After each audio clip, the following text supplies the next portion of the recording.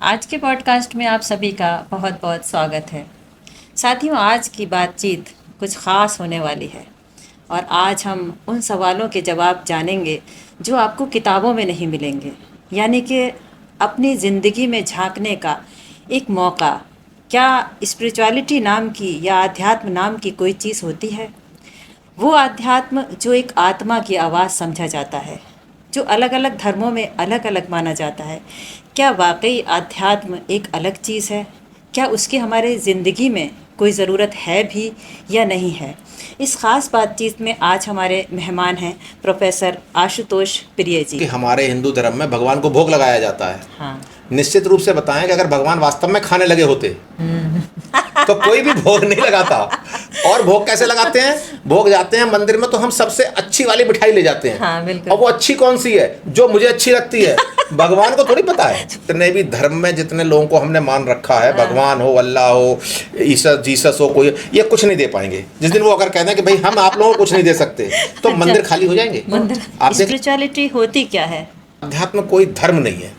मुझे मिलने वाली थी चाय। अगर व्यक्ति ये जान जाता है कि मेरे लिए क्या ज़रूरी है और क्या ज़रूरी नहीं है, हम समझ ही नहीं पाते कि हम क्या करें और क्या ना करें। तो हिंदू और मुस्लिम के लिए अलग अलग है? नहीं। घर बार छोड़ के जंगलों में जाना, हम तो इसे अध्यात्म समझते नहीं, हैं। लेकिन आप गुनहगार नहीं बने।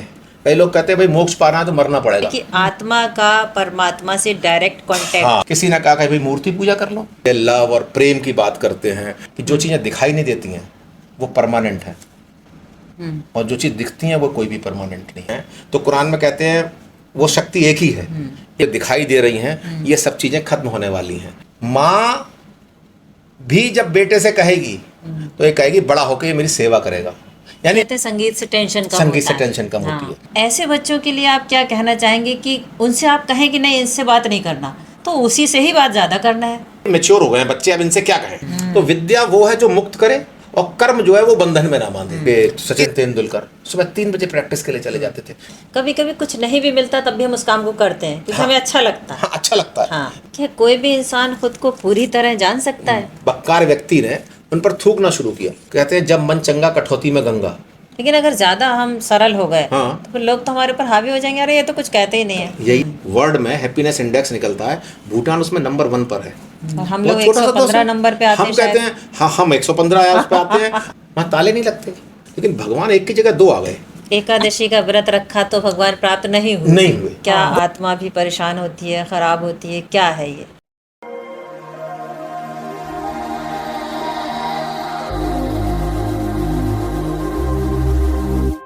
आप रुहेलखंड यूनिवर्सिटी में इकोनॉमिक्स के प्रोफेसर हैं, लेकिन चूंकि गहन अध्ययन अर्थशास्त्र का आपने किया है तो अर्थशास्त्र को ज़िंदगी से जोड़ते हुए और ज़िंदगी को अर्थशास्त्र से जोड़ते हुए आपने बहुत सारी किताबें भी लिखी हैं, जिन किताबों में स्वयोग और व्यक्तित्व, और दूसरा लीडरशिप ट्रेड्स एंड कृष्णा, और लाइफ स्किल।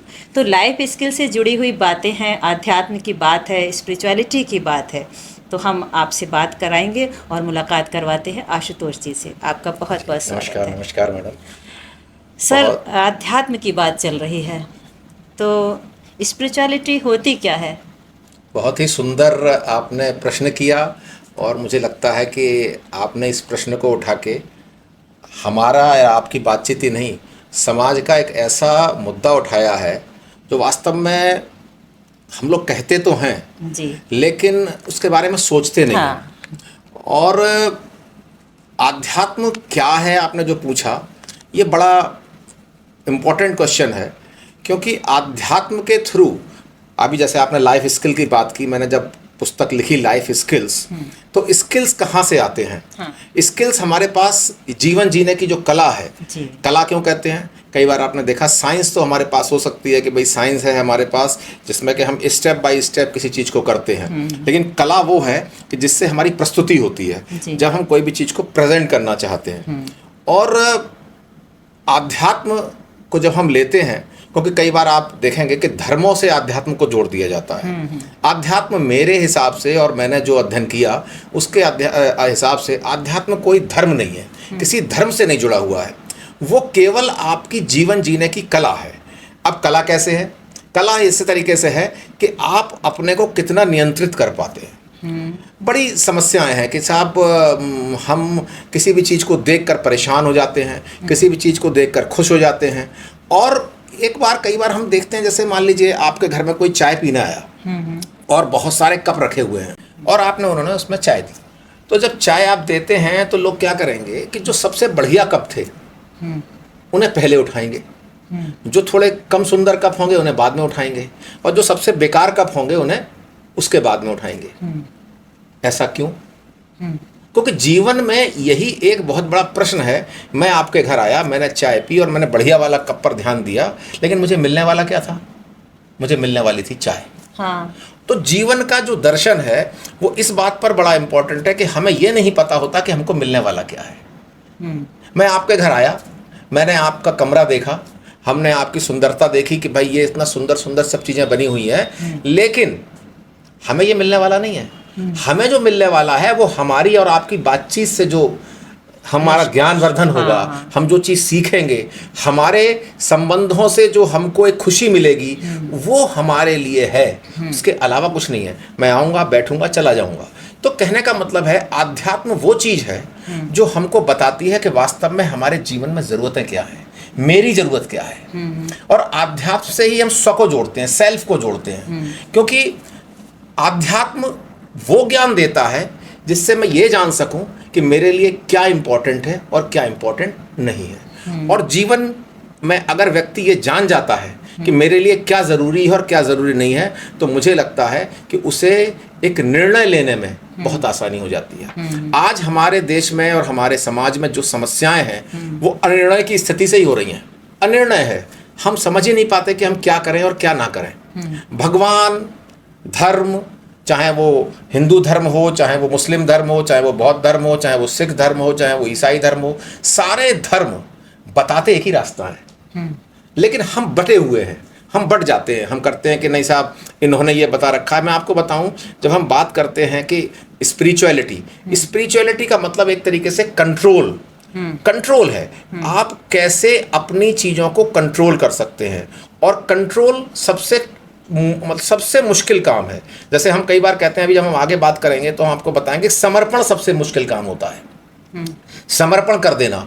जब भक्ति की बात करते हैं, मीरा की भक्ति की बात करते हैं, या बहुत सारे ऐसे संत हुए जिन्होंने अपने को समर्पित कर दिया प्रभु के नाम पर, भगवान के नाम पर, अल्लाह के नाम पर, खुदा के नाम पर, तो वो समर्पण करना भी बहुत मुश्किल है। और इसी प्रकार से हम अपने दिमाग को और दिल को कैसे संयमित कर सकते हैं, अपने मन को कैसे संयमित कर सकते हैं, कैसे कंट्रोल कर सकते हैं, ये सीखने के लिए अध्यात्म बहुत ज़रूरी है।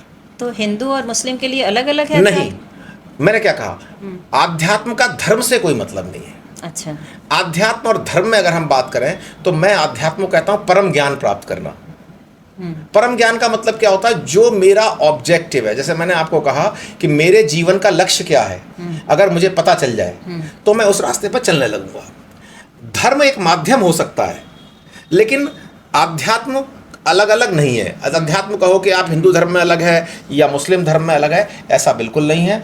धर्म जो है वो कुछ हमारे रूल्स, रेगुलेशन और विश्वास जो हैं उन पर चलने की एक प्रथा है, लेकिन आध्यात्म सभी के लिए समान है। तो घर बार छोड़ के जंगलों में जाना, हम तो इसे अध्यात्म समझते हैं? नहीं, बिल्कुल नहीं। आप घर में रह के, मैं कई बार लोग जो इस तरीके की बात करते हैं, मैं सोचता हूँ कि घर में रह के जो आध्यात्म करता है, घर में रह के जो प्रैक्टिस करता है, वो बड़ा संत है। ये किसने कहा?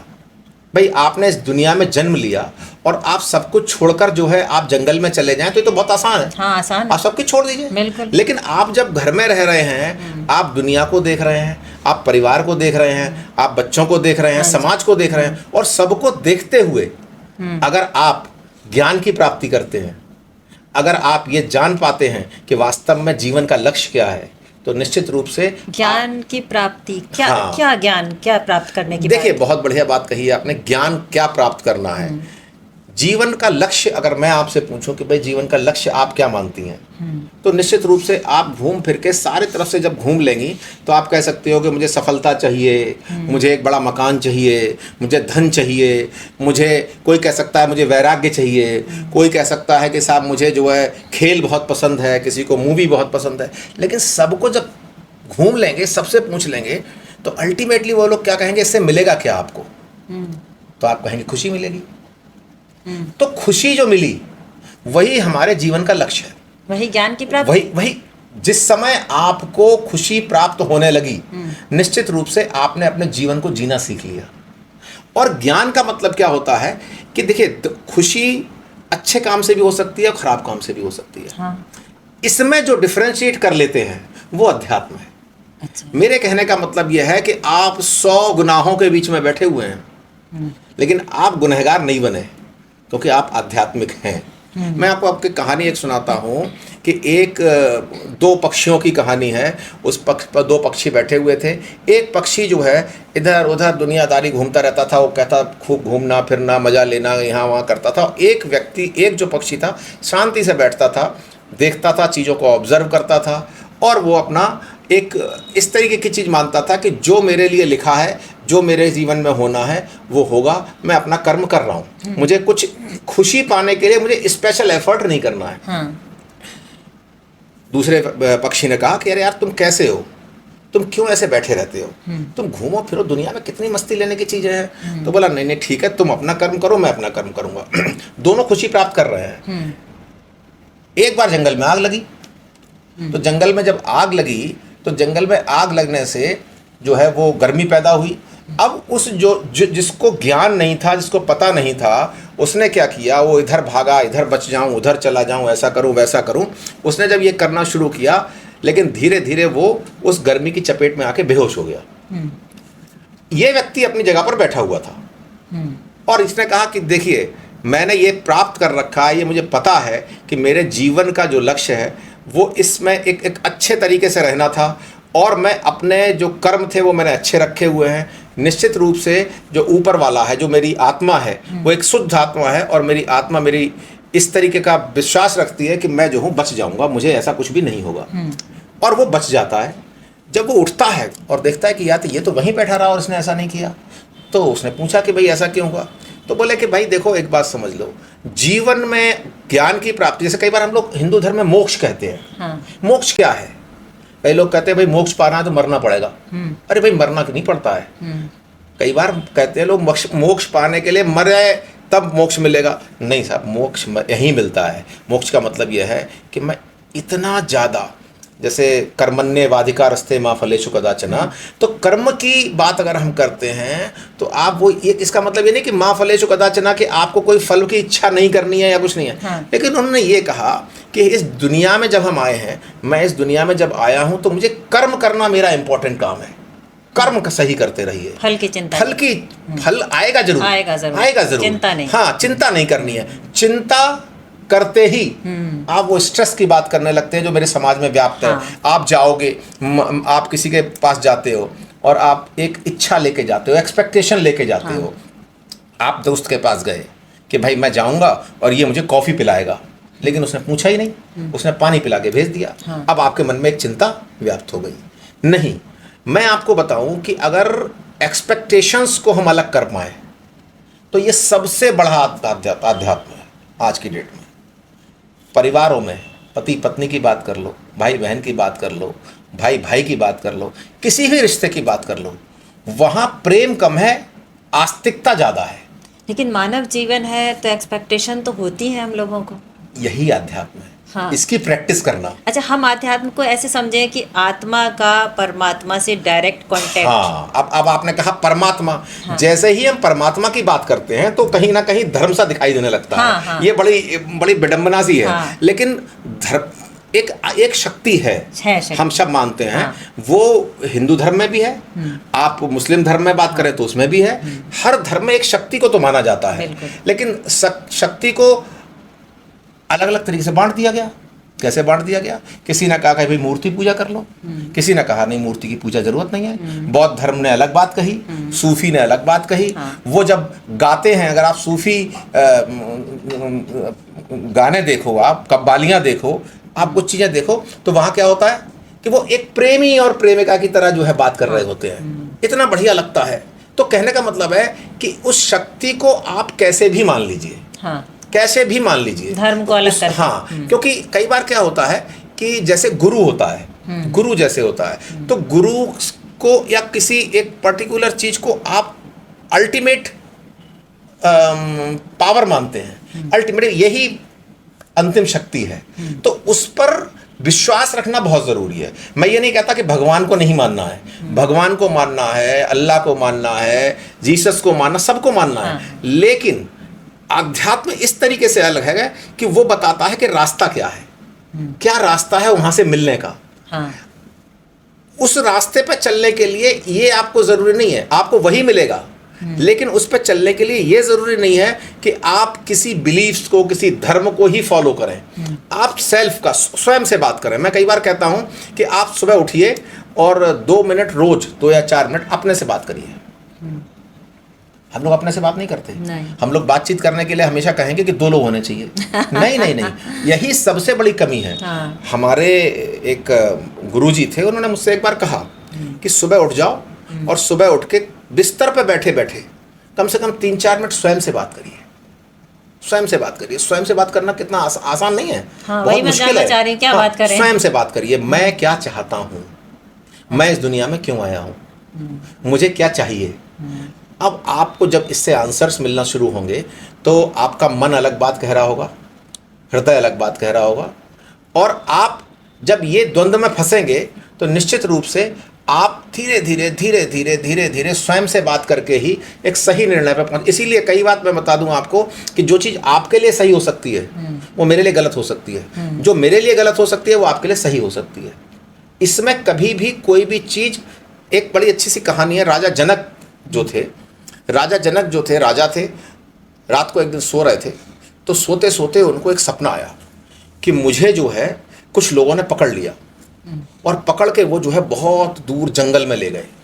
जंगल में ले जाने के बाद उन्होंने मुझे बहुत परेशान किया, और उसके बाद मैंने बहुत जब हाथ जोड़े, पैर जोड़े कि अब मुझे बहुत भूख लग रही है, प्यास लग रही है, तो मुझे जरा छोड़ दीजिए।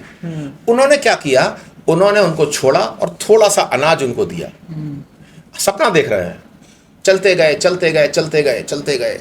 वहाँ देखते हैं कि वो उन्होंने एक छोटी जगह मिली, वहाँ खाना सा बनाया, खिचड़ी बनाई, और खिचड़ी को एक केले के पत्ते पर रख के हाथ धोने गए कि अब मैं खाना खा लूँ। तब तक 2 कुत्ते आए, आपस में लड़ रहे थे, वो गिर पड़े और वो खिचड़ी फैल गई। जब फैल गई तभी उनकी आँख खुल जाती है। आँख खुल जाती है तो देखते हैं कि मैं तो सब अच्छे उस पर लेटा हुआ हूँ, कोई परेशानी नहीं है, लेकिन वो द्वंद्व में फंस गए। उन्होंने कहा वास्तव में जीवन की सच्चाई क्या है, मैं ये राजा हूँ या मैंने जो देखा, मैं तो बिल्कुल उस समय दयनीय स्थिति में आ गया था। मतलब मेरे चारों तरफ कोई नहीं था, मेरे पास ताकत ही नहीं थी मैं कुछ कर पाऊँ। तो उन्होंने राज्य में ऐलान करा दिया कि साहब जो ज्ञानी व्यक्ति मुझे इसका आंसर देगा उसको मैं पुरस्कार दूंगा। अब सारे लोग इकट्ठे हुए, लेकिन कोई समझ ना पाए कि भाई क्या चीज़ सही है। तो एक अष्टावक्र जी थे। अष्टावक्र इसलिए कहा जाता है कि उनका जो शरीर था वो 8 जगह से टेढ़ा मेढ़ा था। अच्छा। सुनते सुनते वो भी आए, तो उनको देखा तो जो उनके मंत्री और वो जितने जो ज्ञानी लोग थे वो हंसने लगे। तो अष्टावक्र ने राजा से कहा कि राजा, तुम्हारे इस दरबार में लोग शरीर को देखते हैं, आत्मा को नहीं देखते। तो राजा चक्कर में पड़ गए, बोले आप कहना क्या चाहते हो, आप बैठो। तो बोले कि मैं बैठता हूँ और मैं बताना चाहता हूँ कि शरीर जो है वो शरीर तो ऊपर से दिखाई देता है। आप जो थे राजा है, आप बैठे हैं तो आपका शरीर दिखाई दे रहा है, इसलिए आप राजा हैं। जिस दिन आपका शरीर चला जाएगा उस दिन आपको कोई राजा नहीं मानेगा। तो सच्चाई क्या है? शरीर सच्चाई है? नहीं है। ये ज्ञान है। मतलब आप इस पे विश्वास कैसे करते हैं? जो आपने कहा ना कि हम लोग ह्यूमन हैं और हम लोग जो हैं वो एक्सपेक्टेशंस तो रखेंगे ही रखेंगे। ये जो कंट्रोल कर लिया अगर आपने, तो आप आध्यात्मिक हो पाए। बहुत सारे लोग कहते हैं, बहुत सारी बातें ऐसी होती हैं हम जीवन में, बहुत जो हमारे जीवन में एक बहुत इम्पॉर्टेंट टर्म चलती है, लव और प्रेम की बात करते हैं। मैं आपको बता रहा हूँ ये भी इतना इल डिफाइंड चीज़ हो गई है कि जो जब 2 मिनट में आप लव यू और लव कह रहे हैं, प्रेम कह रहे हैं, लेकिन प्रेम था क्या, कैसे होना चाहिए, ये सब के आंसर आप स्वयं से बात करते हैं और आध्यात्म आपको उन सब आंसर्स पे ले जाता है। तो उन्होंने कहा ना ये सच था ना वो सपना सच था, केवल जो आप हैं, जो आपके अंदर है, जो आपको दिखता नहीं है, वही सच है। और मैं आपको बता दूं, हाँ। आप देखिएगा कि जो चीज़ें दिखाई नहीं देती हैं वो परमानेंट है, और जो चीज़ दिखती हैं वो कोई भी परमानेंट नहीं है। आप देख लीजिए, कोई भी चीज़ देख लीजिए। आप एग्जाम्पल लीजिए कि भाई आपको हवा नहीं दिख रही है, हर जगह है, परमानेंट है। शरीर दिख रहा है, परमानेंट नहीं है। सब जानते हैं कि परमानेंट नहीं है, लेकिन हम ध्यान किस पर देते हैं? जो मैंने शुरू में ही कहा कि हम इस कप पर ध्यान दे रहे हैं, कप पर ध्यान, इस शरीर पर ध्यान देते हैं बहुत ज़्यादा, लेकिन वास्तव में अंदर से क्या है आप? ये अध्यात्म है, ये समझ लेना अध्यात्म है। मैं ये नहीं कह रहा हूँ, आत्मा की बात जहाँ तक होती है, आत्मा अच्छी भी होती है, बुरी भी होती है, तो वो उनके ज्ञान पर निर्भर करता है। कहते हैं ना कई बार अधकचरा ज्ञान है आपके पास, तो अगर आपका ज्ञान पूर्ण नहीं है तो आप आध्यात्मिक हो सकते हैं, लेकिन ज्ञान आपको, कहते हैं ज्ञान जो है, बुद्धि, ज्ञान, विवेक, तो आध्यात्मिक होने के लिए हमें हाँ। धार्मिक भी तो होना पड़ेगा। कैसे हम ऐसा अध्यात्म ऐसा तक पहुंचे? ऐसा ऐसा जरूरी नहीं है। मैं आपको बताऊं, जैसे आप कहो कि मुझे सच बोलने के लिए किसी धर्म को अपनाना पड़ेगा, ऐसा जरूरी नहीं है। मैं सच बोलना चाहता हूँ। आध्यात्म क्या मतलब? मन की शांति है। मन की शांति है। मन की शांति मन की जिस चीज शांति। में भी मिल जाए, जिस चीज में भी मिल जाए। वही देखिए, जैसे आध्यात्म। रास्ते हैं, धर्म रास्ते हैं। हाँ। धर्म जो है रास्ते हैं। हाँ। जैसे मान लीजिए बुद्ध भगवान ने कोई रास्ता बताया, तो हमने उस पर चलना शुरू कर दिया। सूफी लोगों ने प्रेम का रास्ता बताया, हमने प्रेम पे चलना शुरू किया। कृष्ण ने प्रेम का रास्ता बताया। आप अगर अहिल्याबाई को देखो, आप शबरी के बेर की बात करते हैं, उनको देखो। हाँ। सबने अपने अपने रास्ते चुने हैं। रास्ते अलग अलग हो सकते हैं, लेकिन डेस्टिनेशन वही है। मैं आपको बताऊं, कुरान में भी जब हम देखते हैं तो कुरान में कहते हैं वो शक्ति एक ही है, एक ही शक्ति है, लेकिन आप जब प्रार्थना करते हो तो आप अलग अलग रास्ते चुनते हो। तो रास्ता चुनना अलग बात है, वो धर्म हो सकता है, लेकिन जैसे मैंने कहा, सच बोलने के लिए आपको जरूरी नहीं है किसी धर्म से जुड़े हो। आप में करुणा है, आप इमोशनल हो, किसने कहा इसको धर्म से जुड़ना है? किसी भगवान ने। तो ठीक है, हम रास्ते में जा रहे हैं। जब हम इमोशनल होते हैं और हम जैसे खुशी तलाशना चाहते हैं, तो निश्चित रूप से हम ये कहते हैं कि भाई मेरे को ये, जैसे आप किसी गरीब की मदद करो, हाँ। आपको सेटिस्फैक्शन मिलेगा, आप खुश होंगे। आप किसी को मारो, आप किसी भी कारणवश मारो, लेकिन बाद में आप सोचोगे कि यार मैंने मारा क्यों। तो मेरे कहने का मतलब है, अध्यात्म वो चीज़ है जो वास्तव में जीवन जीने की कला सिखाती है और एक मार्ग देती है हमको, जिससे हमें ज्ञान की प्राप्ति हो और हम अपने अल्टीमेट लक्ष्य को प्राप्त कर पाए। अच्छा, कोई भी इंसान, जैसे कोई भी एक व्यक्ति है, अगर वो बहुत परेशान है, वो खोया हुआ अपनी ज़िंदगी से परेशान, तो ऐसे में ये जो स्पिरिचुअलिटी है, क्या उसे सहारा दे सकती है? देखिए, स्पिरिचुअलिटी मैंने जैसे आपको कहा ज्ञान से जुड़ी हुई चीज़ है, और निश्चित रूप से महात्मा बुद्ध को कहा जाता है, जब उन्हें ज्ञान प्राप्त हो गया तो वो छोड़कर सब चले गए। उन्होंने कहा कि भाई ये जीवन कुछ नहीं है, ये जो है वो आना जाना इस दुनिया में लगा हुआ है, और आत्मा अमर है।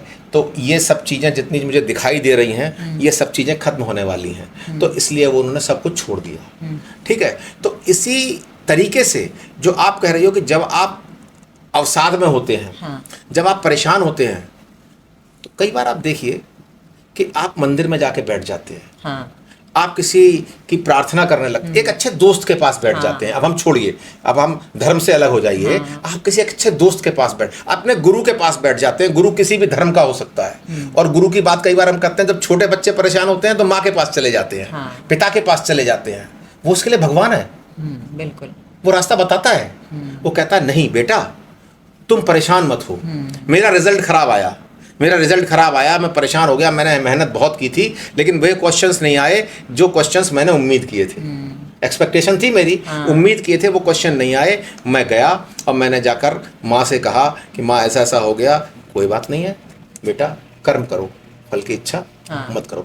अब देखिए, कहीं ना कहीं स्क्रिप्चर्स का सहारा लिया, जो हमारी वैदिक या जो हमको, जैसे कहने का मतलब है, आध्यात्म जब आप बात करोगे तो कहीं ना कहीं आप पर जो आपका ज्ञान होगा स्वयं का, वो उसको ड्राइव जरूर करता है। वो बताता जरूर है कि आपको क्या करना चाहिए, लेकिन जो मैंने आपको बताया कि इसमें कहीं ऐसी चीज़ नहीं है। अवसाद में जब आप हैं तो निश्चित रूप से आप अपने से बात करिए और आपको कोई ना कोई रास्ता मिलेगा। मैं इसका मतलब जो दूसरा सा है, जो हम एक तरीके से बता दें कि कर्म आप ही को करना पड़ेगा। चाहे भगवान के पास जाना पड़े, चाहे गुरु के पास जाना पड़े, चाहे किसी के पास जाना पड़े, वो ज्ञान दे सकता है आपको, या आपको खुद ज्ञान प्राप्त हो जाए, वो एक अलग बात है। लेकिन बात स्वयं से आपको ही करनी पड़ेगी, पहले इनिशिएटिव आपको लेना पड़ेगा। लोग कहते हैं कि आजकल की भाग दौड़ भरी जिंदगी में हाँ। क्या अध्यात्म की बात करना टाइम ही नहीं है। कंपटीशन, फिर वही वाली बात है कि आप प्रसन्न किस में हैं। जैसे कबीरदास जी, अब कबीरदास जी की बात करते हैं तो कबीरदास जी ने कई ऐसे दोहे लिखे हैं। वो कहते हैं कि तुम मंदिर में, मस्जिद में, काबा में, काशी में हमको क्यों ढूंढ रहे हो, मैं तो तुम्हारे अंदर हूँ, मैं तुम्हारे अंदर हूँ। तो सबकी प्राथमिकताएं अलग अलग हैं। ये माया रूपी जो संसार है ये खत्म नहीं होगा, सही बात है। एक्सपेक्टेशंस रहेंगी। बड़ी बात बताऊं आपको, जो थोड़ी सी लोगों को अजीब सी लगती है। मैं कई बार कहता हूं कि जितने भी रिलेशन हैं हमारे, इनको हम रिलेशन कहते हैं, भगवान से हम रिलेशन नहीं कहते। खास बात देखिए, रिलेशन किससे कहते हैं, माँ बाप का है, बेटे का है। लेकिन सारी चीज़ें जो हैं वो आसक्ति है। माँ भी जब बेटे से कहेगी तो ये कहेगी बड़ा होकर ये मेरी सेवा करेगा, यानी एक्सपेक्टेशन वहां से शुरू हो जाती है। अरे भैया, आप अगर, और बेटा भी माँ से एक्सपेक्टेशन करता है। अगर बेटा को माँ जो है वो कहेगी, साहब कहेंगे जरूर कि हमारे लिए सब कुछ है। मैं तो आपको बता दूं कि हमारे हिंदू धर्म में भगवान को भोग लगाया जाता है। निश्चित रूप से बताएं कि अगर भगवान वास्तव में खाने लगे होते तो कोई भी भोग नहीं लगाता। और भोग कैसे लगाते हैं, भोग जाते हैं मंदिर में तो हम सबसे अच्छी वाली मिठाई ले जाते हैं। और वो अच्छी कौन सी है, जो मुझे अच्छी लगती है, भगवान को थोड़ी पता है। सही बात है ना। तो रिश्ते जितने हैं वो बड़े मतलब के हैं, मतलब के रिश्ते। जिस दिन ये ऐलान कर दिया जाए कि ये जितने भी धर्म में जितने लोगों को हमने मान रखा है, भगवान हो, अल्लाह हो, जीसस हो, कोई ये कुछ नहीं दे पाएंगे। जिस दिन वो अगर कहते हैं कि भाई हम आप लोगों को कुछ नहीं दे सकते, तो मंदिर खाली हो जाएंगे। मंदिर आप देख लेना, एक्सपेक्टेशन है, एक्सपेक्टेशन। लेकिन आध्यात्मिकता फिर भी रहेगी, फिर भी रहेगी। मैं इस तरीके से कह रहा हूँ, अच्छा होना ये सर्वविदित है। मैं सच्चा हो सकता हूँ। मैं मंदिर भी मैं अपनी बात करूँ, मैं मंदिर भी जाता हूँ, मैं मस्जिद भी गया हूँ, मैं गुरुद्वारे में भी गया हूँ, मैं क्या कहते हैं गिरजाघर में भी गया हूँ। तो वहाँ जाके आप देखें तो बातें लगभग वही हैं। हर व्यक्ति कहता है कि आपको अच्छा बनना है, अच्छा बनना हर धर्म में कहा गया है। बिल्कुल। तो उन्होंने कहा कि रास्ते अलग अलग हैं। जैसे आपको दिल्ली जाना है तो आप ऐसा नहीं है कि आप ट्रेन से ही जाओगी, आप कार से भी जा सकती हो। तो अपना अपना सेटिस्फेक्शन है कि आप जाओगे कैसे। लेकिन और रास्ता जरूरी है। देखिए आप सुनिए, रास्ता जरूरी है। सबसे पहले आया आध्यात्म, उसके बाद आया धर्म, और उसके बाद आया कर्तव्य या ड्यूटी, है ना। और ड्यूटी के बाद कर्म आ गया। क्योंकि जब आपकी ड्यूटी है, सपोज आपने कहा कि मुझे अपनी माँ की सेवा करनी है, मैंने मान लिया, मेरा अध्यात्म कहता है मैं सेवा करूं, कैसे करूं, और फिर मैंने वो ड्यूटी मान ली तो मैं उसको कर रहा हूं। तो ये तीनों में एक वो है। स्पिरिचुअलिटी जो है उसका क्या मेंटल हेल्थ से कोई सीधा ताल्लुक है? सब कुछ दिमाग से ही है। अच्छा है तो दिमाग से, खराब है तो दिमाग से। और आप देखिए, कई बार हम मेडिटेशन की बात करते हैं, कई बार हम बात करते हैं कि भाई आप जाओ और संगीत सुनो, संगीत सुनो। अभी काशी विद्यापीठ में एक हमारे जानने वाले प्रोफेसर हैं, तो उन्होंने वहाँ एक प्रॉपर प्रोजेक्ट लिया हुआ है जिसमें कि वो मेंटल हेल्थ सही करते हैं संगीत के द्वारा। कहते हैं संगीत से टेंशन कम होती है। तो ये जो दिमाग है ना हमारा, वो इतना ज़्यादा पावरफुल है, इतना पावरफुल है कि वो सोचता बहुत है और वो एकदम इवेल्युएट करना शुरू करता है। लेकिन उन सारे जो प्रभाव हैं हमारे पास, हमारी तरफ से कैसे हम उसको दूर कर रहे हैं, वो सीखने की जो कला होती है। क्योंकि आप परेशान क्यों, आपने कहा लोग जो हैं, आपने अभी जैसे जो प्रश्न किया कि लोग परेशान हैं, या स्पिरिचुअलिटी से क्या मानसिक स्वास्थ्य सही हो सकता है। निश्चित रूप से भाई, जब मुझे कोई इच्छा ही नहीं है, आपके घर में आया, आपके बैठा, अब मुझे ये इच्छा मैं मान कर आया कि भाई जो आप करेंगे वो स्वीकार्य है, तो स्वीकार है। अब मैं एक्सपेक्टेशंस लेकर आऊँगा, जो मैंने आपको कहा कि देखिए एक्सपेक्टेशंस जब आप लेंगे तो निश्चित रूप से आप दुखी होंगे। आजकल बच्चे जो आपने जैसा अभी कहा कि बहुत जल्दी लव यू और लव में पड़ गए, थोड़ा क्षणिक बातों में ही उन्हें ये लगा कि अब तो जिंदगी यही है। ऐसे बच्चों के लिए आप क्या कहना चाहेंगे कि उनसे आप कहें कि नहीं इनसे बात नहीं करना, तो उसी से ही बात ज़्यादा करना है, इसको किस तरह से ये देखेंगे? जिज्ञासा ये एक अच्छी बात भी है, मैं इस बात को नहीं कहता हूँ। बच्चों में जिज्ञासा होना बहुत ज़रूरी है। हमारे समाज का जितना भी विकास हुआ, हमारे जितने भी स्क्रिप्चर्स लिखे गए, वो जिज्ञासा नहीं होती तो नहीं लिखे जाते।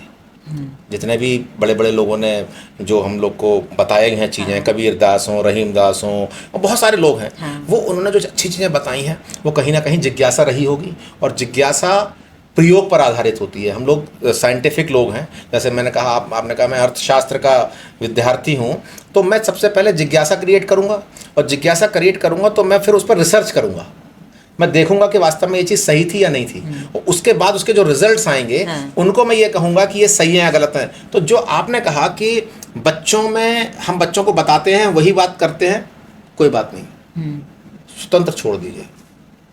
परिणाम गलत हो गए फिर सीखोगे आप।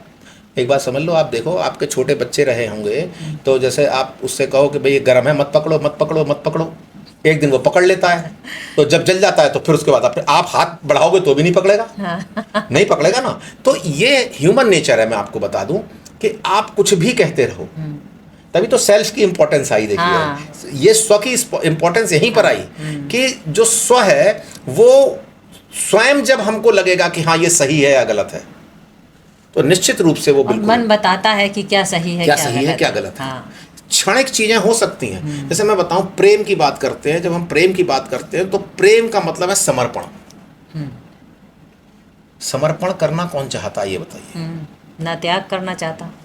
समर्पण करना, समर्पण कहा जाता था ना, जैसे युद्ध होते थे तो कहते थे साहब उन्होंने समर्पण कर दिया। तो समर्पण तो कोई नहीं करना चाहता, और ना कोई बंधन में रहना चाहता है। तो मैंने कहा, मैं हमेशा कहता हूं, कर्म वो है जो बंधन में ना बांधे। कर्म वो है।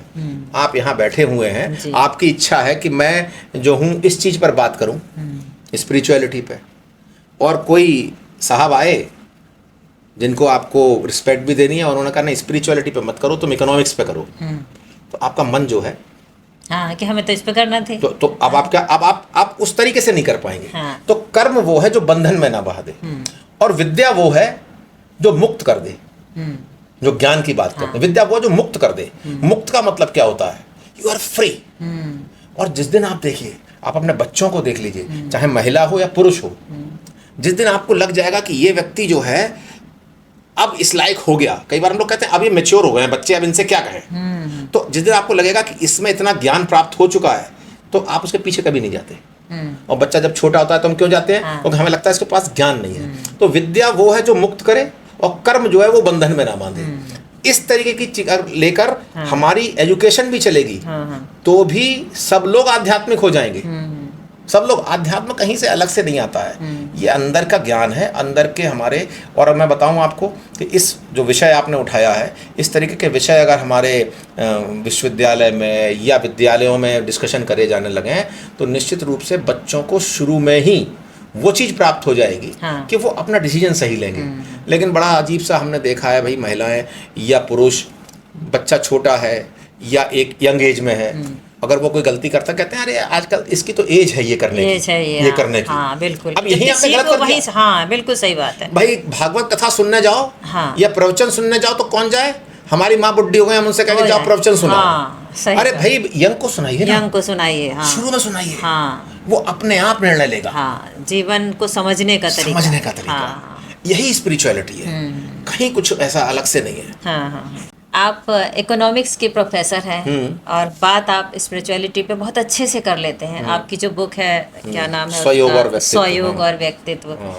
तो दोनों चीज़ें एक अलग अलग है, आपको इस पर क्यों इतना इंटरेस्ट है? अर्थशास्त्र जब हमने पढ़ना शुरू करा, जब हम अर्थशास्त्र के विद्यार्थी, जैसे कि आप कहते हैं ज्ञान कैसे की उत्पत्ति कैसे होती है, हम सोचते हैं, एक फिलॉसफी है, एक आगे जब बढ़ते चले जाते हैं, तो हमने जब पढ़ा कि भाई अर्थशास्त्र क्या है, तो अर्थशास्त्र कहते हैं धन का विज्ञान है। एक बड़ी सिंपल सी सबसे डेफिनेशन दी गई। उसको जब और आगे पढ़ाया गया तो उसमें ये कहा गया कि भाई अर्थशास्त्र जो है वो लोगों के मटेरियल वेलफेयर की बात करते हैं। फिर कहा गया स्कैर्सिटी एंड चॉइस की बात है कि मेरे पे क्या कमी है और उसको कैसे पूरा किया जाए। अब धन की बात करें, हम आपको बताएं, धन किसे कहते हो आप? धन क्या पैसा है? हाँ, अब देखिए अंतर यहाँ पे आ गया। हम तो पैसा आप समझते हैं, आप धन पैसा को। समझ रहे हैं, हाँ। हाँ, लेकिन धन पैसा नहीं, कोई जरूरी नहीं। कई बार आप क्या कहते हैं, हमारा जो शरीर या हमारे जो स्वास्थ्य है वही धन है। अगर हम स्वस्थ हैं तो हम सब कुछ हाँ, कर सकते हैं, कहते हैं। ये भी कहते हैं, हाँ। हैं? तो अब आप बदल गए कि आपने कहा स्वस्थ जो है धन है। वही अब धन आप है। कहते हो हमारे जो सारा परिवार है वो हमारा धन है, हाँ, लेकिन परिवार में धन की लड़ाई कर देते हैं आप। तो कहने का मतलब ये है यहाँ पर है कि धन की सही परिभाषा अगर आप मतलब हम समझाना चाहते चाहें, क्या है, यही हम नहीं चाहते, पता। यही मैं कह रहा हूँ। शुरू में मैंने जो आपको बताया कि मैं चाहता क्या हूँ, हाँ, हम खुद ही क्लियर नहीं खुद है। ही धन clear में नहीं। आपने कहा कि भाई धन किसे कहते हो? धन तो जो फकीर होते हैं, कहते हैं वाह वाहरे मौज फकीरा दी। हाँ, फकीर की जो मौज होती है वो किसी की नहीं होती। मस्त है। इसका अर्थ नहीं, ये नहीं होगा कि मैं ये कह रहा हूँ सबको कि हाँ। भाई आप लोग जो है बढ़िया जगह पर मत बैठिए, हाँ। फकीर की तरह रहिए। ये आध्यात्मिकता है। आध्यात्मिकता फकीर की तरह क्या है कि अगर आज आपने मुझे बहुत बढ़िया 5 स्टार होटल में खाना खिलाया, मैं खुश रहूंगा। कल आपने मुझे एक छोटी सी थाली में 2 रोटियां रख दी, मैं तब भी खुश हूँ। हाँ, ये जो कहते हैं कि इस तरीके की जब आपके पास चीज़ें आ जाती हैं जो कि आप में एक चेंज, एकदम किसी भी परिस्थिति से आप परेशान नहीं होते हैं और ना बहुत खुश हो जाते हैं, वही आध्यात्म। वही आध्यात्मिकता है। तो अर्थशास्त्र में कहा जाता है कि सेटिस्फैक्शन इज मोस्ट इम्पॉर्टेंट, और सेटिस्फैक्शन से खुशी मिलती है। मेरा मानना यह है कि आप तलाशें, आप खुद से पूछें कि आपकी खुशी कहाँ है। जिस दिन आपने ये पूछ लिया कि खुशी कहाँ है और आपको आंसर मिल गया, आप दुनिया छोड़ देंगे। जो आप कह रहे हैं ना कि दुनिया से अलग हो जाएं, हाँ, अलग होता कैसे है आदमी? देखो आप देखिए, कई बार आप कहते हैं कि इसने दुनिया छोड़ दी। कई बार आपका बच्चा है मान लीजिए, और वो बच्चा जो है कोई चीज़, उनको क्रिकेट अच्छी लगने लगी, तो वो सुबह 4 बजे उठ जाएगा, सुबह 3 बजे उठ के प्रैक्टिस करने लगेगा। कहा जाता था कि ये आपके सचिन तेंदुलकर सुबह 3 बजे प्रैक्टिस के लिए चले जाते थे। वैसे आप बच्चे को उठने को कहो, नहीं नहीं उठेगा। उठेगा। तो ये वही बात है, आध्यात्मिकता। प्रेम आया, फिर देखिए, हाँ। प्रेम आया। प्रेम खाली एक लड़का लड़की की बात नहीं होती है। हाँ। प्रेम मतलब किसी भी चीज से हाँ, प्रेम। बिल्कुल। आज आप देखो, मोबाइल से प्रेम देखो, हाँ, इतना प्रेम जबरदस्त। है। हाँ, जरा सा खो जाए तो हमारा दिल धड़कने लगता है। तो यानी कि कहने का मतलब है कि आप और समर्पित हैं आप उसके लिए। हाँ। आप उसको बहुत संभाल के रखते हैं, उसका कवर लेते हैं, हाँ, बिल्कुल। उसमें कहीं कोई गड़बड़ ना हो जाए, गिर ना जाए, संभाल के रखेंगे। प्रेम है ये सो भी। This is called a kind of love. Love. हाँ, सो whenever you are doing any work, you should have the love. Love. और यही मैंने इकोनॉमिक्स से सीखा कि जब मैं ये सिखा लूँगा, एक दिखने वाली चीज़ें और ना दिखने वाली चीज़ें दोनों ही इकोनॉमिक्स में आती हैं। अच्छा। हाँ, खुशी के रास्ते क्या क्या हैं? खुशी के रास्ते वो भी हैं कि एक बहुत बढ़िया चेयर पर जैसे मैं ये बैठा हूँ, और खुशी इसमें भी है कि मैं ज़मीन पर भी बैठा हूँ तो उसमें भी खुशी प्राप्त होती है। तो कहने का मतलब ये है, परिस्थितियाँ कैसी भी हो। परिस्थितियाँ कैसी भी हाँ। हो, क्योंकि कहते हैं खाली हाथ आए थे खाली हाथ जाएंगे। बिल्कुल। तो आप तो बिल्कुल बैलेंस शीट आपकी बराबर है। जब आप लास्ट में बैलेंस शीट बनाएंगे तो वह लेके क्या आए थे, 0, और लेके क्या जा रहे हैं, 0। तो बैलेंस शीट में तो यही होता है, जिसकी बैलेंस शीट बराबर है वो सबसे खुश है। तो बैलेंस शीट को बराबर करने की कला ही अध्यात्म है। सेल्फ रियलाइजेशन के लिए क्या कहीं छोड़ना पड़ेगा कुछ, कैसे होगा? सेल्फ रियलाइजेशन, मैं कई बार कहता हूँ कि शायद ईश्वर ने लोगों को अलग अलग प्रकार का बनाया और उनको अलग अलग प्रकार के मौके भी दिए गए। सेल्फ रियलाइजेशन, जैसा मैंने आपको बताया, स्वयं से ही होता है, कहीं से और से नहीं होता। कहीं जाने की ज़रूरत कहीं नहीं। जाने की ज़रूरत नहीं है। आप घर में बैठिए, आराम से सोचिए, आराम से अपने से बात कीजिए कि वास्तव में वो रियल रियलाइजेशन, जैसे आपको मैंने आपसे कहा मैंने कि बच्चे को करने दी, स्वतंत्र छोड़ दीजिए। जी। कई बार लोग कहते हैं नहीं नहीं तुमको डॉक्टर ही बनना है। हाँ। अरे भाई क्यों डॉक्टर बनना है, उसको आर्टिस्ट बनने दो। आप यहाँ एक अपना शौक लेके आज अगर पॉडकास्ट बना पा रही हैं या हम लोग बात कर पा रहे हैं, जी। मेरा भी शौक है, आपका भी शौक है, और हम लोग बातचीत कर पा रहे हैं, तो इसमें हमें खुशी मिल रही है। हाँ। तो रियलाइजेशन प्रयोगों के द्वारा होता है। कभी कभी कुछ नहीं भी मिलता तब भी हम उस काम को करते हैं क्योंकि हमें अच्छा लगता है। हाँ, अच्छा लगता है। हाँ। मैं वही कह रहा हूँ कि जैसे समाज सेवा, समाज सेवा में 2 तरीके के समाज सेवी मिलेंगे आपको। एक तो ये कि फट से फोटो खिंचाएंगे। आप देखो, केला भी बांटेंगे तो 4 लोग हाथ लगाए होंगे। 4 लोग। हाँ, 4 लोग हाथ लगा के केला बांटेंगे, या 4 लोग हाथ लगा के एक चद्दर बांट रहे होंगे। हाँ, बिल्कुल। वो समाज सेवा है। तो उनको देखो, अब देखो अंतर कहाँ आया। उनको ये नहीं पता कि मुझे समाज सेवा में उनको खुशी नहीं है। उनको खुशी फोटो खिंचाने में है, उनको पॉपुलैरिटी में है। बिल्कुल। सिमिलरली एक व्यक्ति ऐसा होता है जो दान कर जाता है, लोग लाखों रुपए का दान कर जाते हैं और पता ही नहीं होता किसने किया। बिल्कुल सही बात। तो ये तो स्वयं का ही डिसीजन है, स्वयं का निर्णय है। मैं कभी भी कहता हूं कि आप खुला छोड़ दीजिए, पूरे लोग जो हैं अगर इस मामले में फ्री हो जाएं कि मुझे क्या करना है, मुझे खुशी कहाँ से मिलती है, तो अपना रास्ता स्वयं तलाश लेंगे। क्या कोई भी इंसान खुद को पूरी तरह जान सकता है? बड़ा मुश्किल प्रश्न भी है और आंसर भी बड़ा मुश्किल है। मुश्किल इसलिए है कि पूरी तरह, कई बार कबीर जी ने कहा था जिन खोजा तिन पाइया। अब जिन खोजा तिन पाइया में पूरी ये जो आपने बताया उसकी फिलॉसफी छुपी हुई है कि खोज तो करनी पड़ेगी। लेकिन मैं आपको बताऊं कहाँ तक है ये खोज, इसको कोई नहीं जानता, तो कोई भी नहीं जानता। मैं अपने को पूरी तरह जान पाया या नहीं जान पाया, वो उसका जवाब मैं स्वयं ही मांगता हूँ। कि जैसे मान लीजिए मैंने एक कोई काम किया, जैसे आप पॉडकास्ट कर रही हैं, आज आपने 4 पॉडकास्ट किए, 10 किए, 15 किए, 20 किए, 1000 कर लिए, क्या आप पूरी तरीके से सेटिस्फाइड हैं? संतोष एक अलग चीज है कि आपने संतोष कर लिया। अच्छा, आपने एक बात कही कि संतोष, या आपने कहा कि एक्सपेक्टेशन नहीं होना चाहिए।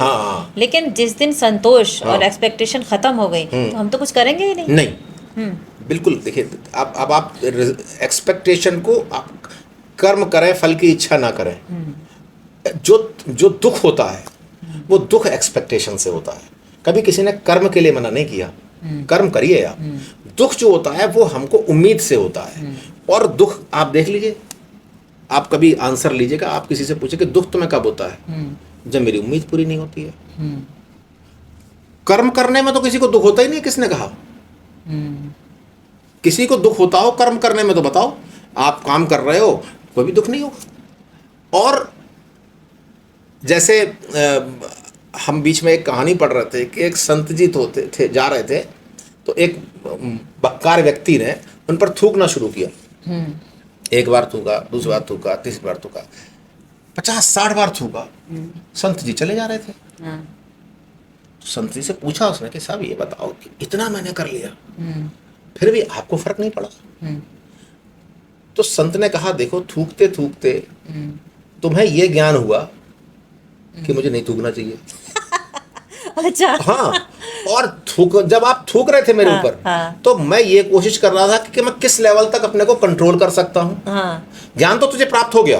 अब ज्ञान में 2-3 तरीके से दे सकता था। मैं तेरे 2 झापड़ मार देता, है ना? तो तू मुझे भी मारता, हो सकता तू मुझे भी मारता, या नहीं भी मारता। तो ये, और उसके बाद भी तुझे ज्ञान प्राप्त होता या नहीं होता ये नहीं मुझे पता। लेकिन सेल्फ रियलाइजेशन की जो बात की, उसको धीरे धीरे लगा। आपके ऊपर कभी भी कोई अत्याचार करता है, एक लेवल पे जाके वो सोचता है कि मैंने ये गलत किया। तो जो सेल्फ रियलाइजेशन वो की है अध्यात्म की। या किसी ने अत्याचार किया और उसने अगले ने सब्र कर लिया, वो भी अध्यात्म की श्रेणी में आएगा नहीं। बिल्कुल, सब्र करना बहुत ज़रूरी है। लेकिन आप कहेंगे कि भाई अत्याचार हो रहा है तो उसका जवाब देना चाहिए या नहीं देना चाहिए। मैं बिल्कुल, ये बात सही है कि आपको जवाब देना चाहिए, और कैसे देना चाहिए जवाब उन्होंने भी दिया। देखिए, जवाब उन संत ने भी दिया। कैसे देना चाहिए वो अध्यात्म बताता है। ये ज़रूरी नहीं है कि आपको किसी ने गाली दी और आपने पलटकर गाली दी तो आप जीत गए। नहीं, ऐसा नहीं है। आप किस तरीके से सरल व्यक्ति, एक जीवन में आपको बताऊं कि सरलता होना बड़ा इंपॉर्टेंट चीज़ है। सरल नहीं हो पाते लोग, टफ होते चले जाते हैं, हाइपर हो गए, हाँ, लड़ाई झगड़ा। आप सरल व्यक्ति बनना समाज में सबसे बड़ा मुश्किल काम है। और सरलता में ये नहीं है, कई बार देखा होगा, कहते हैं जब मन चंगा कठौती में गंगा। तो मन को चंगा करना बहुत मुश्किल काम है। और यही आध्यात्म है कि मन को चंगा कर लीजिए आप। लेकिन अगर ज्यादा हम सरल हो गए तो फिर लोग तो हमारे ऊपर हावी हो जाएंगे, अरे ये तो कुछ कहते ही नहीं है। यही तो प्रॉब्लम है जो आपने कहा कि लोग हावी हो जाएंगे। ये हमें चिंता है कि लोग हम पे हावी ना हो जाए, हम ही ऊपर रहे। ना, मैं क्यों रहूं ऊपर? मैं तो नीचे हूँ, मैं जहाँ पर वहीं रहूंगा। अच्छा, मैं कहीं नहीं इधर जाऊंगा। मेरा ज्ञान, मेरी चीज वह वैसी की वैसी है। आपके पास क्या अपना है? आपके पास अपना क्या है बताइए? आपके पास अपना जो है वो यही है, शरीर, जिसको आप देख पाते हो। इसके अलावा तो कुछ नहीं है। और जो मेरा ज्ञान है वो मेरे पास है। इसके अलावा ये जितनी भी चीजें दिख रही हैं, ये 2 मिनट में इधर से उधर हो जाती हैं। अभी देखिए कल ही की बात है कि वो वहाँ पर लैंडस्लाइड हुआ, बादल फट गए, हाँ सब कुछ बह गया। हाँ सुनामी आया था जब, तो ऐसे लोग दिखाई दिए जो कि अरबपति थे और अचानक खाली हो गए। लेकिन वो तो थे, जो मेरा अस्तित्व है वो कहीं कोई नहीं ले जा सकता, मेरा लेकिन अस्तित्व इन नहीं ले सारी सकता। चीज़ों को देखने के बाद भी इंसान वैसे ही रहता है जैसा है, फर्क नहीं पड़ता इतनी बड़ी बड़ी घटनाओं से। अगर इतना ज्ञानवान हमारा समाज हो जाए तो हम लोग के यहाँ दुख रहेगा ही नहीं। जैसे मैं बताऊं आपको, भूटान है, हाँ भूटान जो है एक हैप्पीनेस इंडेक्स निकालते हैं आजकल, वर्ल्ड में हैप्पीनेस इंडेक्स निकलता है, भूटान उसमें नंबर 1 पर है। लेकिन भूटान विकसित देश नहीं है, और हम बहुत लोग छोटा सा देश 115 है। नंबर पे आते हम हैं कहते शायद। हैं हाँ हम 115 है उस पे आते हैं। और सुनिए हम लोग क्या कर रहे हैं कि 5 ट्रिलियन इकोनॉमी हो, हाँ हम इतना करें, हमारा हमारा घर जो है वो पड़ोसी के घर से जो है अच्छा कैसे नहीं अच्छा है, कैसे नहीं है ना। हाँ। तो हम ये कर रहे हैं, लेकिन भूटान में ऐसी चीज़ें नहीं है, वहाँ ताले नहीं लगते, ताले नहीं लगते। अब ताले नहीं लगते, क्यों नहीं लगते होंगे? क्योंकि वहाँ लोगों में ये इच्छा नहीं है कि पड़ोसी से ज़्यादा अच्छा हो जाए। चोरी क्यों हो रही है, डकैती क्यों हो रही है? कि मेरे पास ये नहीं है तो ये हो जाए। जिस दिन हमारे बीच में ये कंपटीशन खत्म हो जाएंगे, जिस दिन हमें ये ईगो हमारा चला जाएगा, हाँ। उस दिन हम लोग बहुत ही ज़्यादा शांत और खुश हो पाएंगे, मुझे ये लगता है। इनर अवेकनिंग और स्पिरिचुअल एक्सपीरियंस, ये जो 2 शब्द हैं, हाँ, ये जिंदगी में कितना काम करते हैं? इनर अवेकनिंग और स्पिरिचुअल एक्सपीरियंस से आती है। हाँ हाँ स्पिरिचुअल एक्सपीरियंस, कई बार जब हम लोग धर्म की बात करते हैं तो धर्म जो है वो आपको स्पिरिचुअल एक्सपीरियंस ही कराना चाहता है, हाँ आपको स्पिरिचुअल एक्सपीरियंस कराना चाहता है। आप कहते हो कि देखो अगर आप ऐसा करोगे तो आपको ये प्राप्त होगा, आप ऐसा करोगे ये प्राप्त होगा। लेकिन बड़ी विडम्बना सी है इसमें, जैसे मैंने आपको भगवान के भोग की बात कही कि भी भगवान को अगर वो खाने लगे तो लोग कहेंगे कि भैया ये तो बहुत ज़्यादा खाते हैं। इसका बड़ा अच्छा सा एक उदाहरण है, मैं आपको एक कहानी थी। एक संत जी थे, तो गांव के बाहर उनका जो है वो एक कैंप लगा हुआ था। गांव में एक लड़का रहता था, कुछ काम धाम नहीं करता था, खाता पीता था। अब जैसे मैंने कहा सब दुनिया मतलब की है। जब वो बड़ा हुआ तो माँ बाप ने, जो बहुत प्यार करते थे भाई माँ बाप सब, बोले यार तू कुछ करता नहीं है, हम तुझे घर में नहीं रख पाएंगे। और ये होता है कि यार ये बेकार व्यक्ति है। हाँ तो उससे कहा तुम जाओ यार यहाँ से, हम नहीं रख पाएंगे। अब वो बड़ा परेशान हो गया, तो बाहर निकला तो उन्होंने देखा कि भाई यहाँ पे कुछ संतवंत है। तो किसी ने पूछा भाई क्या हो गया, परेशान क्यों हो? बोले साहब हमारे घर वालों ने निकाल दिया है, अब मेरा कुछ नहीं है, मेरी ज़रूरत केवल खाना है। तो बोले कोई बात नहीं, ये जो है आश्रम है, इस आश्रम में रहना शुरू करो, यहाँ फ्री खाना मिलता है और फ्री लोग रहेंगे। बोला इससे बढ़िया क्या बात हो सकती है। चला गया। अब आध्यात्म को बता रहा हूँ मैं आपको क्या हुआ। जब वो चला गया, रोज खाना बनता था, खाता था, लेट जाता था, खाता था, लेट जाता था, थोड़ा बहुत कोई काम बता दे तो कर दिया। एकादशी आई, एकादशी पे उस आश्रम में सभी लोग व्रत रखते थे। तो किसी ने कहा भाई कल तो खाना बनेगा नहीं। हाँ तो उसने, अब मैं ये आपको बता रहा हूँ, देख धर्म और आध्यात्म में अंतर। हाँ उसने कहा यार खाना नहीं बनेगा, मैं तो भूखा नहीं रह सकता। हाँ जैसे आप रोजे रख रहे हो, हाँ, हम जो है व्रत रख रहे हैं। हाँ, हाँ, तो उन्होंने कहा मैं तो भूखा नहीं रह सकता भाई। गुरुजी के पास दौड़ता गया, गुरुजी मैं बहुत परेशान हूँ, मैं बहुत परेशान। बोले क्यों, क्या हुआ? बोले सर कल ऐसा ऐसा होगा और मुझे तो मैं नहीं रह पाऊंगा ऐसे। हाँ तो उन्होंने कहा ठीक है यार, अब तू भाई इतना परेशान कर रहा है। तो उन्होंने सब कहा कि इसको थोड़े से चावल और थोड़ा सा वो दे दो, लेकिन आश्रम में नहीं बनेगा, तुम नदी है पास में, जहाँ जाके बना लेना, खा लेना, लेकिन भगवान का भोग जरूर लगा देना। अब देखिए, अब यहाँ आध्यात्म शुरू हुआ। यहाँ आध्यात्म शुरू हुआ कि वो बेईमानी नहीं करेगा। वो जब गया, उसने खाना बनाया, तो उसने कहा भगवान का भोग लगाना है। तो उसने आंख बंद करके, भूख बहुत तेज लग रही थी, आंख बंद करके 2 आदमियों का खाना बनाया उसने, एक भगवान का, एक अपना। हाथ जोड़ के उसने कहा भगवान आ जाओ आ जाओ आ जाओ आ जाओ आ जाओ। काफी देर करता रहा तो भगवान प्रकट हुए उनके सामने। अच्छा। और भगवान ने आके खाना खा लिया। लेकिन भगवान एक की जगह 2 आ गए। अच्छा। एक जने को और ले आए। हाँ अब वो बड़ा परेशान कि यार खाना तो मैंने 2 का बनाया था, अब मेरे लिए कम पड़ जाएगा। लेकिन उसने बांटा। गुरु की जो बात थी उसको उसने पूरा किया। हाँ। देखिए उसने व्रत नहीं किया, उसने व्रत नहीं किया। हाँ वो सारे लोग व्रत कर रहे थे एकादशी का कि हमें प्राप्ति होगी, हाँ, मोक्ष की प्राप्ति है ना। होगी। लेकिन वो उसने खाना खाया भाई। हाँ। मुझे भूख लग रही है तो मैं खाऊंगा। और उसने जो है वहां जाकर कहा तो गुरुजी के पास आ गए, कहा कि साहब गुरुजी अगले फिर एकादशी आ गई, हाँ। गुरुजी ऐसा करो मुझे थोड़ा खाना ज़्यादा देना। भगवान जी 2 लोग आ गए थे, अच्छा। ये सरलता है। तो गुरुजी बोले अच्छा 2 लोग आ गए। अब गुरुजी ने भी कहा कि चलो ठीक है यार, ये कह रहा है इसे भूख ज़्यादा लगती होगी, हाँ। तो हम इसको थोड़ा और ज़्यादा दे देते हैं। उन्होंने और थोड़ा ज़्यादा दे दिया। इस बार भगवान जी 3 आए। अब आप देखिए, हाँ। वो लेकिन प्रैक्टिस उसने पूरी की। हाँ। फिर तीसरी बार हुई, चौथी बार हुई, हाँ। तो गुरुजी ने डांट दिया। हाँ। बोले तुम क्या पागलपन की बात करते हो कि वो रोज तुम बढ़ाते चले जाते हो, हाँ। तुमको यार तुम ये सामान ले जाके कहीं बेच लेते होगे, हाँ। और तुम मुझे बनाते हो बेवकूफ। नहीं, भगवान 2 और 3 नहीं आ सकते। भगवान 2-3 आ ही नहीं सकते। हाँ। भगवान तो बस भोग लगता है, और वो कुछ खाते कहाँ है खाते भगवान। कहाँ है। हाँ। अब देखिए ये विश्वास है। हाँ। तो उसने कहा अब गुरुजी ने कहा अब कि हम भी चलेंगे, तुम्हारे भगवान आते हैं तो। अच्छा। वो साहब जो है जब उसने करा तो उसने खाना बनाया बाकायदा और लगाया और प्रार्थना की। गुरुजी दूर से देख रहे हैं, भगवान आए, अच्छा। उन्होंने खाना शुरू किया। तो गुरुजी तो कहता है कि गुरुजी अब हम लोग खाना शुरू करें। तो गुरुजी कहते कहाँ है भगवान, हमें दिख नहीं रहा है। बोले साहब बैठे बैठे खा रहे हैं ये, आप देखो ना, मैं भी खा रहा हूँ ये भी खा रहे हैं। तो गुरुजी की आंखें खुली कि मन सच्चा था, मन सच। सरलता थी, तो मुझे भगवान प्राप्त हो गए। हाँ। और वो आत्मज्ञान प्राप्त हुआ। हाँ। यही है। एकादशी का व्रत रखा तो भगवान प्राप्त नहीं हुए। नहीं हुए। हाँ। वो कितने सालों से रख रहे थे। रख रहे थे। तो ये जो चीज है ना, हम लोग आडंबर करते हैं। हाँ। हम लोग दिखावा करते हैं। आज देखिए समाज में कितना हो गया है कि कोई धर्म, कोई भी धर्म हो, कोई भी धर्म। दिखावे का धर्म हो गया। हाँ बिल्कुल। अरे वो तो मेरे अंदर है, मन सच्चा नहीं है। हाँ, मेरे अंदर है वो। हाँ, बिल्कुल। मेरी आत्मा में है। हाँ। और जब वो मेरी आत्मा में है तो मुझे सामने बैठा हुआ हूँ ना बैठा हुआ हूँ। आप देखिए, अब कई बार मैं कहता हूँ कि आपको आंखें बंद करके ज़्यादा दिखाई देता है, आंखें खोल के ज़्यादा दिखाई देता है। तो धार्मिक भी इंसान लोगों को दिखाने के लिए होगा। आप बताओ कि आपको आंखें बंद करके ज़्यादा दिखाई देता है या खोल कर। आमतौर पे तो खोल के दिखाई देता। नहीं, यही तो है। हाँ। आप आंखें बंद करिए, हाँ। और यहाँ से बॉम्बे कोई बैठा हुआ है आपका बहुत चाहने वाला, आपको वो दिखाई दे जाएगा।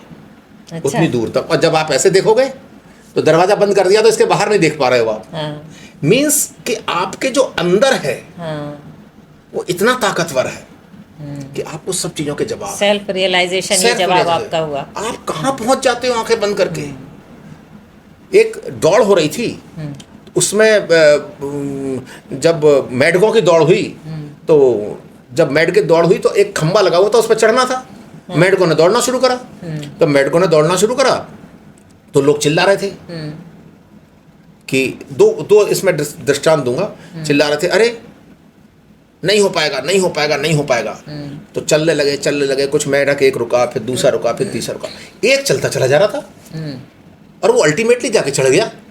तो लोग ताज्जुब करने लगे कि भाई ये कैसे चढ़ गया। तो वो मेढक जो था वो सुन ही नहीं रहा गूंगा और बहरा था। अच्छा। गूंगा और बहरा था, वो दुनिया की सुन ही नहीं रहा था। सुन ही नहीं रहा था। आप दुनिया को सुनने लगो। हाँ हाँ आप बिल्कुल। आप अभी कुछ नया काम करने चलो, लोग कहेंगे अरे ये क्यों कर रहे हो, हाँ, ऐसा क्यों कर रहे हो। हर काम में अरे एतराज। आपने अगर बहुत अच्छा बना दिया तो आपने इतना पैसा क्यों खर्च कर दिया। हाँ, हाँ। आपने बहुत खराब बनाया तो आपने ऐसा क्यों बनाया, पैसा था मगर छुपा लिया।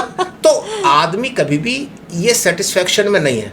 बट मैंने जो आपको बताया, अगर आप आध्यात्मिक हैं तो अपनी इच्छा से सबसे अच्छा बनाएंगे। हाँ। आपको पता चलेगा कि कहीं यहाँ प्रभु बैठे चाहे यहाँ कोई भी बैठे, सब एक समान है। ये अंतर नहीं होना चाहिए। आध्यात्मिक अगर आप हैं तो ये अंतर नहीं होना चाहिए, इस कुर्सी पर आके मैं बैठूं या एक भिखारी बैठे, आपने उसको सम्मान बराबर दिया है। ये आध्यात्मिकता है जो डिफरेंशिएशन नहीं करती, हर व्यक्ति को आत्मा मानती है। हाँ। और आत्मा से ही परमात्मा का मिलन होता है जो कहते हैं। तो वो परम आत्मा कौन सी है? परम आत्मा वही आत्मा है, वो हमारे अंदर है। परम आत्मा वही आत्मा है जो इन सब चीजों से दूर हो जाए, जो न डिफरेंशिएशन। आज की जितनी भी समस्याएं हैं, ग्रीड, लालच, दया, ये जो जितनी चीजें जो लगती हैं, जो खराबियां हैं, उनसे जब ऊपर निकल जाते हैं तो निर्मल मन हो जाता है। हाँ। निर्मल मन, और निर्मल मन जो होता है उससे ज्यादा ताकतवर कोई भी चीज नहीं फिर होती। तो सोल क्या है, क्या समझते हैं आप आत्मा से या सोल से? सोल जो है, कई बार अगर हम किसी संत की भाषा में कहें तो उन्होंने कहा एक बाल लीजिए, उसके 100 टुकड़े कीजिए, फिर लीजिए जो 100 टुकड़ा 100वां टुकड़ा था उसके फिर 100 टुकड़े करिए, फिर करिए। शायद जब हम टुकड़े ना कर पाएं, वो आत्मा है। आत्मा इतनी ऐसी चीज है जिसको कोई डिफाइन नहीं कर पाया आज तक, लेकिन वो है यहीं पर। जिस समय आत्मा नहीं है आपकी आंखें काम नहीं करेंगी, जिस समय आत्मा नहीं है आपका दिमाग काम नहीं करेगा। तभी कहते हैं ना हमारी मरने के आत्मा बाद आत्मा काम करती है। मरने के बाद, हाँ, मतलब हमारे देखिए दो अलग अलग माइथोलॉजी हैं। हिंदू माइथोलॉजी में कहा जाता है आत्मा अमर है। हाँ आत्मा अमर है, आत्मा जो है कभी मरती नहीं है। हाँ और दूसरे माइथोलॉजी में अलग अलग बात कही जाती है, लेकिन आत्मा वो है जो आपको चला रही है। मैं एक बात कहता हूँ, धर्म से मत जोड़िए। आत्मा जो आपको चला रही है, अगर आपके अंदर है तो सब कुछ है, और नहीं है तो कुछ भी नहीं है। जैसे जब आदमी प्राण निकलते हैं तो प्राण निकलने के बाद क्या होता, क्या निकलता है? प्राण कभी आपने देखे? और सभी कहते हैं जान निकल, कोई कहेगा प्राण निकल गए, कोई कहेगा जान निकल गई, कोई कहेगा साहब जो है दुनिया से चले गए। तो वो तो यहीं लेटा हुआ है, चला कैसे गया? ये हम हैं। जब हम मरने चले तो साहब जो है लेटे तो हम यहीं थे। जिसको तुम देख देख के जीवन भर जी रहे थे, उसी को तुम कह रहे होगे इसमें कुछ नहीं है भाई। और इसके अलावा आपको क्या दिखता था ये बताइए? कुछ दिखता था? तो आत्मा वही है, दिखती नहीं है, लेकिन हमारे पूरे शरीर को वही चला रही होती है, वो आत्मा होती है। अंत में चलते चलते एक और बात, स्पिरिचुअल क्राइसिस, क्या आत्मा भी परेशान होती है, खराब होती है, क्या है ये? स्पिरिचुअल क्राइसिस होता है। स्पिरिचुअल क्राइसिस तब आता है कि जब बहुत अच्छी आत्मा है और आपने स्पिरिचुअलिटी में ज्ञान प्राप्त कर रखा है और आप अपने पथ पर चले जा रहे हैं। ये भी बहुत मुश्किल काम है। मतलब मैं आपको बता दूं कि अपने मन से उम्मीद निकाल देना, हाँ। या अपने चीज़ों को वो कर, ये मतलब परम ज्ञान जिसको कहते हैं ना, जैसे आप कई बार कहते हो कि परम ज्ञानी हो गया। हाँ। तो परम ज्ञान पाना बहुत मुश्किल काम है। जिसने पा लिया उसको वो खत्म हो जाए। ये सब चीज़ें आपको बहुत बेईमानी लगेंगी। हाँ। तो वो मेरे कहने का मतलब है स्पिरिचुअल क्राइसिस तब है जहाँ पर, तब भी मैं एक बात कहूँगा कि वो परम ज्ञानी नहीं हुआ, वो स्पिरिचुअलिटी के टॉप पर नहीं पहुँच पाया। वो स्थिति है जहाँ पर कि आप, एक बड़ी छोटा सा दृष्टांत आपको मैं दे देता हूँ कि एक संत जी जो थे वो कहते थे कि भाई हमारे यहाँ पर आपको अगर हमारा शिष्य बनना है तो आपको एक परीक्षा पास करनी पड़ेगी। हाँ। एक, और चलिए बड़ी मुश्किल से वो लोग अपने मतलब गुरुत्व देते थे। तो एक बोला कि नहीं मैं तो जाऊँगा और गुरु जी से प्राप्त करूँगा शिक्षा।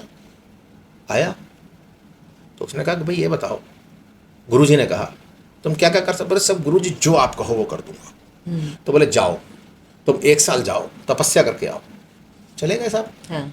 मानता था बात पूरी। 1 साल तपस्या की। क्राइसिस की बात बता रहा हूँ मैं आपको एग्जाम्पल देके। तपस्या की, उसमें कोई कमी नहीं थी, नहाया धोया बिल्कुल। बोले 1 साल हो गया, अब गुरुजी के पास जा रहा हूँ। अब गुरुजी की तरफ जा रहा है, हाथ जोड़ते हुए जा रहा है। गुरुजी रास्ते में झाड़ू लगाने वाली झाड़ू लगा रही थी, वो हल्के से टकरा गई उससे। जैसे ही टकराई तो उन्हें बड़ा गुस्सा आया कि यार आज मैं इतने बढ़िया काम के लिए जा रहा था और इसने टकरा के सब मेरी चीज़ खराब कर दी।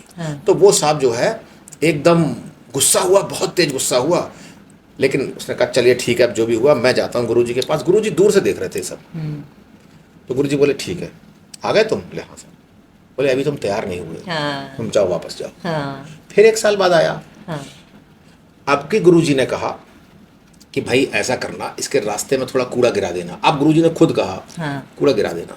फिर वही हुआ, फिर गुस्सा आया, गुरुजी ने फिर वापस कर दिया। सहन शक्ति नहीं थी। सहन शक्ति नहीं थी। हाँ। ये पार्ट है छोटे छोटे। हाँ, बिल्कुल। तीसरी बार में जब आया तो गुरुजी ने कहा कि अब तुम, एक तो होता है कि गलती से हो गया, हाँ। तो आदमी माफ भी कर देता हाँ। है। हाँ। उसने कहा कि जो तुम्हारा कूड़े का जो ढेर, जो टोकरा है, इनके ऊपर तुम ऐसे करके गिरा देना। अच्छा। तो साहब वो उसने गिराया। हाँ। लेकिन उसको समझ में आ गया। अच्छा। उसने हाथ जोड़े उसके, उसने कहा कि माते, हो सकता है आपसे ये गलती से गिर गया, लेकिन मैं इस समय बहुत ही ज़रूरी कार्य के लिए जा रहा हूँ, मुझे गुरु से दीक्षा लेनी है और मैं उनके शरण में जा रहा हूँ, धन्यवाद। आगे बढ़ गया। तब गुरु ने कहा कि अब जो है आप वास्तव में मेरे शिष्य बनने लायक हो पाए हैं। ये स्पिरिचुअल क्राइसिस है कि जब हम उस प्रोसेस में होते हैं, उस प्रोसेस में जब हमको जवाब नहीं मिलते अपनी चीज़ों के, रिजल्ट्स नहीं मिलते, या हम अपने से जवाब नहीं ले पाते, और ऐसे समय में ही गुरु का सहारा लेना पड़ता है, ऐसे समय में ही प्रभु का सहारा लेना पड़ता है। वो जो चीज़ है वो स्पिरिचुअल क्राइसिस है।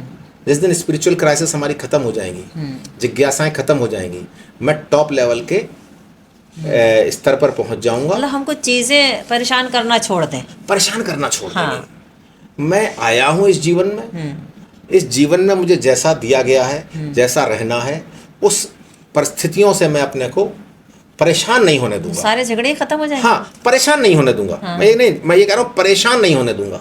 आपने मुझे खाना खिला दिया तो अच्छा है, और नहीं खिला दिया तो अच्छा है, लेकिन इसका मतलब ये नहीं मैं खाना खाना छोड़ दूं। इसका, जैसे मैंने कहा ना, व्रत रखना है, मेरी मर्जी होगी तो रख लूंगा, लेकिन आस्था मेरी पूरी है। जैसे लोग कहते हैं ना, अपनी रोटी है आप दूसरे को दे देते हैं कई बार। ठीक है, वो अच्छी बात है, वो दया है, करुणा का भाव है आपके अंदर, लेकिन मन से दो, दिखाने के लिए मत दो। मैं हमेशा कहता हूं, जो लोग कहते हैं दूसरों के लिए कार्य करना बड़ा अच्छा होता है, मैं कहता हूं अपने लिए कार्य करो केवल। अगर मैं आपको कोई भी चीज दे रहा हूं और ये सोच के दूं ये मेरा कर्तव्य है और मुझे इससे खुशी प्राप्त होती है, तो आप कभी एहसान नहीं ला दोगे। तो कोई भी व्यक्ति जो रिलीजियस नहीं है, स्पिरिचुअल है, उसके अंदर फिर क्या क्या क्वालिटी होगी? क्वालिटी को डिफाइन नहीं करूंगा मैं, कोई शब्दों में नहीं बांधना चाहता। फिर मैंने कहा ये स्वयं से आपको डिसाइड करना है। स्पिरिचुअल व्यक्ति अलग अलग प्रकार के होते हैं, है ना।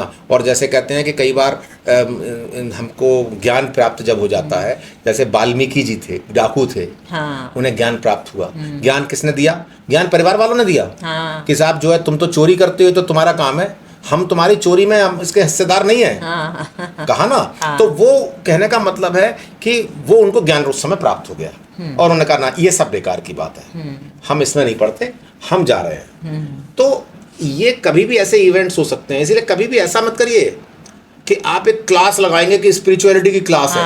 नहीं नहीं नहीं नहीं नहीं, आप अपने से बात कीजिए, समझिए, ये समझिए कि वास्तव में ये व्यक्ति, ये व्यक्ति, ये व्यक्ति, ये व्यक्ति, ये कर्म, ये काम, ये काम, ये काम, कौन सी चीज़ मेरे लिए सही है।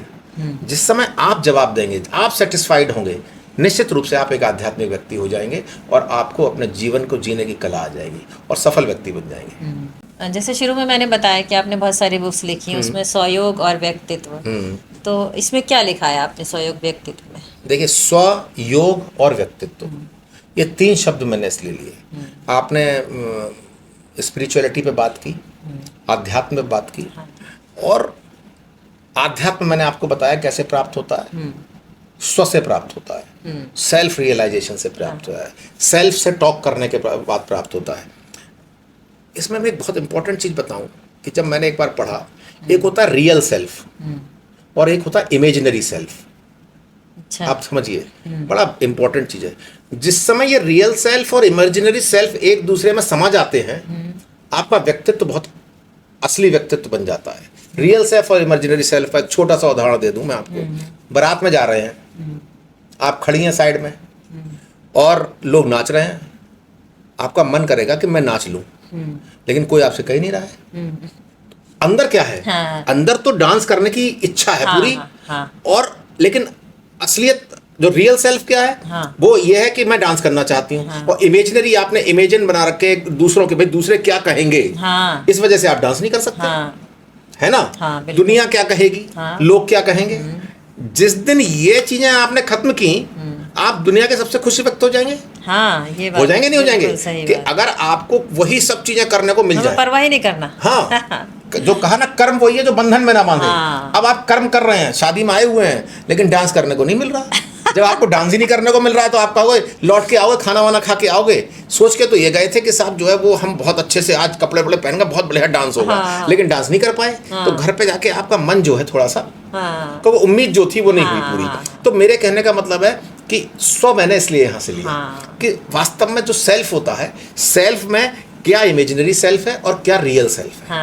उन दोनों को जब हम, और पूरा जीवन हमारा इसी संघर्ष में है, रियल सेल्फ और इमेजिनरी सेल्फ में, कि हम काम, ड्राइवर जैसे बस में बैठे हैं तो ड्राइविंग कर रहा है कोई और हम चलते चले जा रहे हैं। लेकिन जिस दिन आप स्वयं चलाते हो गाड़ी, तो आप अपना इधर चलानी है, उधर चलानी है, स्पीड कम करनी है, तेज करनी है, आपके हाथ में है। तो अपनी डोर अपने हाथ में कैसे दें, ये मेरी 100 पे बात हुई। तो योग, अब योग पर आते हैं।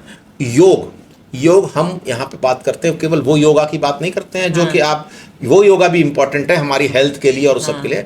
योग जो वर्ड हम पहले लिया करते थे वो हम कहते थे कि इस सब के लिए आपको योग करना पड़ेगा। योग क्या ना करना पड़ा, योग दो तरीके से बात करते हैं। लोग कहते हैं ना तो हम तपस्या कर रहे हैं, तपस्या करना योग नहीं खाली होता है। फिर आपका योग ये है कि आप परिवार में, जैसे महिलाओं की बात करें हम, महिलाओं में उन पर बहुत बंधन होते हैं परिवार में, तो बंधन होते हैं तो ऐसा नहीं है। एक तो ये तरीका होता है कि आपने लड़ाई करी और घर से निकल के भाग गए, नहीं नहीं, आपने अपने को सोचा और बात की और बात की और बात की, लोगों से बात की, और धीरे धीरे जो अपने सपने थे वो आपने पूरे किए।